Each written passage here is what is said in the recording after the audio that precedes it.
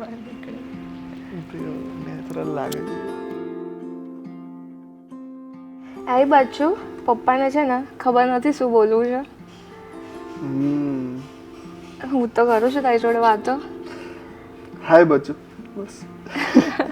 क्या याद है तुमको वो पल जब हम मिले. અમે બહુ ગ્રેટફુલ છીએ તારા માટે. હજુ તું આવ્યું નથી પણ અત્યારથી તને બહુ પ્યાર કરીએ છીએ અમે. પપ્પા તું આવીશ ને પછી તારી જોડે વાતો કરશે વધારે. સો